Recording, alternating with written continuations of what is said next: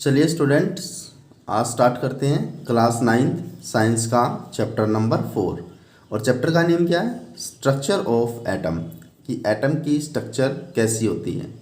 तो यहाँ पर सबसे पहले हम एटम की स्ट्रक्चर के बारे में स्टडी करने से पहले सबसे पहले हमें किसके बारे में पता होना चाहिए? एटम के बारे में पता होना चाहिए कि एटम क्या होता है। एटम क्या होता है? Atom is the smallest particle of matter. Matter के स्मॉलेस्ट पार्टिकल को क्या बोलते हैं? एटम बोलते हैं। कि एटम क्या होता है? स्मॉलेस्ट पार्टिकल ऑफ मैटर, उसे हम क्या बोलते हैं? एटम।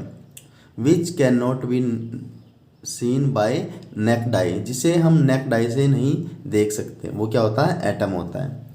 अब क्या है, हमने जो ये डार्क लाइन है इससे हमने किसको ड्रा किया? एटम से ड्रा कर रखा है। ये क्या है? यहाँ पर एटम है। और एटम के जो सेंट्रल पार्ट होता है, जो सेंटर में जो पार्ट होता है एटम के सेंट्रल पार्ट को क्या बोलते हैं? न्यूक्लियस बोलते हैं। अब एटम के अंदर 3 टाइप के पार्टिकल प्रेजेंट होते हैं: प्रोटॉन, इलेक्ट्रॉन और न्यूट्रॉन। प्रोटॉन, इलेक्ट्रॉन और न्यूट्रॉन। प्रोटॉन पे जो चार्ज होता है, प्रोटॉन पे चार्ज होता है +1, इलेक्ट्रॉन पे चार्ज होता है -1 और न्यूट्रॉन पे क्या होता है? No charge, neutral. तो यहाँ पर जो प्रोटॉन प्लस न्यूट्रॉन है वे कहाँ पर प्रेजेंट होते हैं? प्रोटॉन प्लस न्यूट्रॉन कहाँ पे प्रेजेंट होते हैं? सेंटर में प्रेजेंट होते हैं, जिसे क्या बोलते हैं? न्यूक्लियस बोलते हैं। तो यहाँ पे क्या इसका नाम क्या है? न्यूक्लियस है।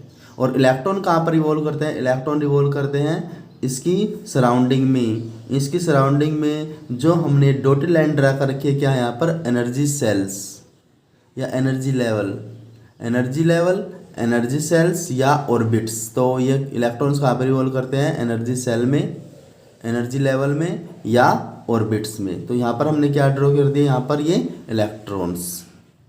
तो ये क्या हमारे एनर्जी सेल्स, ये जो हमने डॉटेड बनाए हैं यहाँ पर, ये डॉटेड हमारे यहाँ पर क्या है? Energy levels. और एनर्जी सेल और ऑर्बिट्स, इनको हम क्या बोल सकते हैं? ऑर्बिट भी बोल सकते हैं। तो सारे इलेक्ट्रॉन्स किसके अंदर प्रेजेंट होते हैं? इसके अंदर प्रेजेंट होते हैं, एनर्जी लेवल्स, एनर्जी सेल या ऑर्बिट के अंदर प्रेजेंट होते हैं। अब बताया था कि जो एटम है, एटम के अंदर 3 टाइप्स के पार्टिकल होते हैं। कौन कौन से होते हैं वे? प्रोटॉन, इलेक्ट्रॉन और न्यूट्रॉन। प्रोटॉन पे जो चार्ज होता है, वो कितना चार्ज होता है? +1 चार्ज होता है। इलेक्ट्रॉन पे जो चार्ज होता है -1 चार्ज होता है। और न्यूट्रॉन पे क्या होता है? चार्ज 0 होता है। इसे हम क्या बोलते हैं? न्यूट्रल भी बोलते हैं, नो चार्ज। न्यूट्रल और नो चार्ज, ये किस में होता है? न्यूट्रॉन पे होता है। और इसमें से प्रोटॉन प्लस न्यूट्रॉन कहाँ पे प्रेजेंट होते हैं? न्यूक्लियस के अंदर प्रेजेंट होते हैं। प्रोटॉन प्लस न्यूट्रॉन कहाँ पे प्रेजेंट होते हैं? न्यूक्लियस के अंदर। तो ये था हमारे किसके बारे में? एटम के बारे में। कि एटम कहाँ पर, एटम क्या होता है, उसके अंदर कौन कौन से पार्टिकल प्रेजेंट होते हैं, उन पर कितना कितना चार्ज होता है। और उसमें से प्रोटॉन, न्यूट्रॉन न्यूक्लियस में होते हैं। इलेक्ट्रॉन्स कहाँ पे होते हैं? ऑर्बिट में होते हैं, या एनर्जी लेवल में होते हैं, या सेल में होते हैं। और एनर्जी लेवल इसकी नेम भी है यहाँ पर। जो फर्स्ट एनर्जी लेवल है इसका नेम यहाँ पर क्या है? के। तो इसको हम क्या बोलते हैं? के सेल। के बाद आएगा L cell, K cell, L cell, M cell, N cell etcetera. तो यहाँ पर क्या होगा? इनके यहाँ पे क्या है? एनर्जी लेवल्स के क्या है? नेम है। अब यहाँ पर की जो एनर्जी सेल हमने यहाँ पे ड्रॉ की है, किसी भी एनर्जी सेल में अगर हमें इलेक्ट्रॉन फाइंड करना है कि किसी एनर्जी सेल में कितने इलेक्ट्रॉन हो सकते हैं, उसका एक फॉर्मूला होता है। उसका फॉर्मूला क्या होता है? 2n²। तो यहाँ पर अगर number of electrons present in a cell, अगर किसी सेल में इलेक्ट्रॉन प्रेजेंट, कितने इलेक्ट्रॉन आ सकते हैं किसी भी सेल में, उसके लिए एक फॉर्मूला होता है 2n²। तो 2n² फॉर्मूले से हम किसी के भी अंदर क्या फाइंड कर सकते हैं? इलेक्ट्रॉन्स को फाइंड कर सकते हैं कि किसके अंदर कितने इलेक्ट्रॉन्स क्या हैं? प्रेजेंट है। तो सबसे यहाँ पे हमने फॉर्मूला लिखा है कि फॉर्मूला क्या है? 2n²। तो अगर मान लो हमने फर्स्ट ऑर्बिट में निकालना है, फर्स्ट ऑर्बिट के लिए या सेल के लिए हम n की वैल्यू यहाँ पर 1 पुट करेंगे। तो वहाँ पर 2 1 का स्क्वायर = 2। इसका मतलब क्या है? फर्स्ट एनर्जी लेवल में या एनर्जी सेल में या ऑर्बिट में कितने इलेक्ट्रॉन आ सकते हैं? 2 इलेक्ट्रॉन आ सकते हैं। फर्स्ट एनर्जी सेल में कितने इलेक्ट्रॉन आ सकते हैं? 2 इलेक्ट्रॉन आ सकते हैं। अगर हम सेकंड ऑर्बिट या सेकंड सेल में निकाल लें तो सेकंड ऑर्बिट में कितना आ सकते हैं? एन की वैल्यू यहाँ पर 2 पुट करेंगे तो क्या आ जाएगा? 2 × 2 का स्क्वायर, यहाँ पर कितना था? 8 इलेक्ट्रॉन्स। तो सेकंड सेल में या सेकंड एनर्जी लेवल में कितने इलेक्ट्रॉन्स आ सकते हैं? 8 इलेक्ट्रॉन आ सकते हैं। अगर हम थर्ड के लिए निकाल लें यहाँ पर कि थर्ड में कितने आ सकते हैं थर्ड ऑर्बिट में, तो एन की वैल्यू हम क्या पुट करेंगे? 3 पुट करेंगे यहाँ पर, और 3 पुट करने के बाद क्या आ जाएगा? तो यहाँ पर 3 का स्क्वायर 9 और यहाँ पर 18 इलेक्ट्रॉन। तो थर्ड ऑर्बिट में या थर्ड सेल में कितने इलेक्ट्रॉन्स आ सकते हैं? 18 इलेक्ट्रॉन आ सकते हैं। तो किसी भी एनर्जी सेल में कितने इलेक्ट्रॉन प्रेजेंट हो सकते हैं वो हम किससे कैलकुलेट कर सकते हैं? 2n² से। और n यहाँ पे क्या है कि कौन सी एनर्जी सेल या ऑर्बिट है। अगर फर्स्ट के लिए फर्स्ट पुट 1 वैल्यू पुट करेंगे, सेकंड के लिए 2 वैल्यू पुट करेंगे, थर्ड के लिए 3 वैल्यू पुट करेंगे, तो हम क्या निकाल सकते हैं? किसी भी एनर्जी सेल के अंदर कितने इलेक्ट्रॉन, मैक्सिमम इलेक्ट्रॉन प्रेजेंट हो सकते हैं या आ सकते हैं, वो हम निकाल सकते हैं 2n² से। अब एटम से रिलेटेड, अब यहाँ पर क्या है? एटम से रिलेटेड 2 चीज़ें होती हैं, एक होता है एटॉमिक नंबर, एक होता है मास नंबर। कि एटम से रिलेटेड यहाँ पर 2 चीज़ होती हैं। मान लेते हैं अगर हमारे पास कोई एटम को हम रिप्रेजेंट करते हैं, अगर हम एटम को रिप्रेजेंट करते हैं, मान लेते हैं एटम को हमने एक्स से रिप्रेजेंट कर दिया, तो इस एटम के साथ हमेशा 2 चीज़ें होती हैं। एक तो होता है एटॉमिक नंबर, इसको हम जेड से रिप्रेजेंट करते हैं, और एक होता है मास नंबर।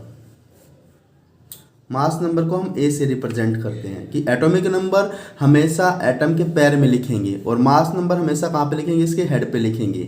और एटॉमिक नंबर को किससे रिप्रेजेंट करते हैं? जेड से रिप्रेजेंट करते हैं। और मास नंबर को किससे रिप्रेजेंट करते हैं? ए से रिप्रेजेंट करते हैं। अब एटॉमिक नंबर और मास नंबर दोनों का मतलब कि एटॉमिक नंबर से हम क्या फाइंड कर सकते हैं और मास नंबर से हम क्या फाइंड कर सकते हैं? किसके अंदर? किसी भी एटम के अंदर। तो जो एटॉमिक नंबर है, एटॉमिक नंबर हमें क्या देता है कि जो एटॉमिक नंबर है यहाँ पर, एटॉमिक नंबर को हम जेड से रिप्रेजेंट करते हैं, और किसके इक्वल होता है? Number of electrons is equal to number of protons. तो किसी एटम के अंदर कितने इलेक्ट्रॉन प्रेजेंट हैं, कितने प्रोटॉन प्रेजेंट हैं, वो हम किससे फाइंड कर सकते हैं? एटॉमिक नंबर से फाइंड कर सकते हैं। तो atomic number is equal to number of electrons is equal to number of proton. तो एटॉमिक नंबर से हम क्या फाइंड कर सकते हैं? Number of electrons is equal to number of proton. और नेक्स्ट है मास नंबर। कि मास नंबर से हम क्या फाइंड कर सकते हैं? मास नंबर को हम किससे रिप्रेजेंट करते हैं? ए से रिप्रेजेंट करते हैं। और मास नंबर किसके इक्वल होता है? Proton plus neutron. तो मास नंबर किसके इक्वल होता है? प्रोटॉन प्लस न्यूट्रॉन के इक्वल होता है। तो mass number is equal to proton plus neutron, atomic number is equal to number of electrons is equal to number of protons. तो इससे हम क्या कैलकुलेट कर सकते हैं? किसी भी एटम के अंदर कितने इलेक्ट्रॉन, प्रोटॉन्स और न्यूट्रॉन्स प्रेजेंट हैं। यहाँ पर हम इसका एग्जाम्पल ले सकते हैं कि कोई भी एग्जाम्पल है यहाँ पर, जैसे हमने यहाँ पर एग्जांपल लिया सोडियम का। सोडियम का सिंबल Na होता है। Na का इसका एटॉमिक नंबर 11 होता है, और इसका मास नंबर कितना होता है? 23 होता है। इसका एटॉमिक नंबर 11 और मास नंबर कितना होता है? 23 होता है। अब यहाँ पर एटॉमिक नंबर कितना है? एटॉमिक नंबर यहाँ पर है, एटॉमिक नंबर यहाँ पर कितना है? 11 है। अगर एटॉमिक नंबर 11 है तो इसका मतलब यहाँ पर क्या है? 11 इलेक्ट्रॉन्स हैं और 11 क्या है? प्रोटॉन्स है। 11 इलेक्ट्रॉन्स और 11 प्रोटॉन्स प्रेजेंट है। क्योंकि मैंने अभी बताया था कि जो एटॉमिक नंबर होता है वो किसके इक्वल होता है? Number of electrons is equal to number of protons. अगर एटॉमिक नंबर 11 है तो इलेक्ट्रॉन भी कितने होंगे? 11 होंगे, और प्रोटॉन्स भी कितने होंगे? 11 होंगे। अब है मास नंबर। कि मास नंबर कितना है? मास नंबर यहाँ पर है 23, और ये 23 किसके इक्वल हो जाएगा? प्रोटॉन प्लस न्यूट्रॉन के इक्वल। क्योंकि हमने ये लिखा था यहाँ पर कि जो मास नंबर होता है किसके इक्वल होता है? Proton plus neutron. वो हमारे पास कितना? 23। और प्रोटॉन भी हमने कैलकुलेट कर लिए हैं किससे? एटॉमिक नंबर से। तो यहाँ पर क्या आ जाएगा? 23 पी था, प्रोटॉन को इधर ले आएंगे तो माइनस में हो जाएगा, minus P is equal to N. तो प्रोटॉन हमारे पास कितने थे? 11। तो 23 minus 11 is equal to N. तो यहाँ पर एन की जो वैल्यू आएगी, तो यहाँ पर एन की वैल्यू कितनी होगी? N is equal to 12। तो न्यूट्रॉन कितने प्रेजेंट होंगे यहाँ पर? 12 प्रेजेंट होंगे। तो यहाँ पर तीनों चीज़ कैलकुलेट कर सकते हैं, इलेक्ट्रॉन, प्रोटॉन और न्यूट्रॉन। किससे? एटॉमिक नंबर और मास नंबर से। तो मिलते हैं स्टूडेंट्स नेक्स्ट वीडियो में, तब तक बने रहिए विद वी लर्निंग क्लासेज। अगर ये वीडियो आपको पसंद आए तो लाइक, शेयर एंड सब्सक्राइब करना ना भूलें। Thank you.